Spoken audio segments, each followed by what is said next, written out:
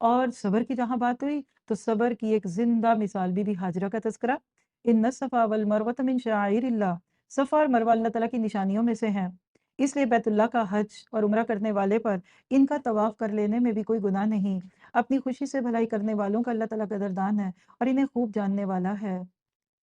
ایک عورت کا صبر رنگ لاتا ہے۔ اللہ کو ایک عورت کی ادا اتنی پیاری لگی کہ قیامت تک کے مردوں کو بھی اس کے نقش قدم پہ چلا دیا۔ صفا اور مروہ میں جہاں وہ تیز چلیں آپ کو بھی تیز چلنا ہے، جہاں وہ آہستہ چلیں آپ کو بھی چلنا ہے، وہ صفا سے مروہ کی طرف گئیں تو آپ بھی صفا سے مروہ کی طرف جاتے ہیں، اور وہ مروہ سے صفا کی طرف آ کے رک گئیں تو 7 چکر آپ کے بھی پورے کر دیے۔ کیا ادا ہے! آج کی عورت کو بھی اسی صبر کی ضرورت ہے۔ آج ہم صرف اپنے بچوں کے پیٹ کی پوجا کرنے کی فکر کرتے ہیں، ہائے کھائیں گے کیا، لنچ تیار ہے بیٹا، آپ کیا کھائیں گے بیٹا، آپ یہ کریں گے۔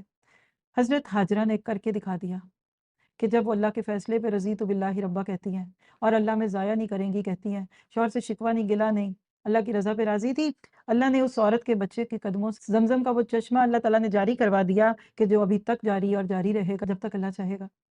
آپ کے میرے بچوں کے قدموں سے خیر کے چشمے کیوں نہ نکلیں؟ کیا آپ نے میں نے اپنے بچوں کی ایسی تربیت کی ہے کہ ان سے بھی خیر کے چشمے نکلیں؟ اس وقت دعا کیجیے اپنی نسلوں کے لیے، اور چونکہ اللہ قدردان ہے، کان اللہ شاکرا علیما، وہ آپ کی بھی دعا کو سنے گا۔ اے مالک میری ان ساری بہنوں اور ساتھیوں کی دعاؤں کو سن لے، ہماری نسلوں سے بھی خیر کے چشمے پھوٹنے لگے۔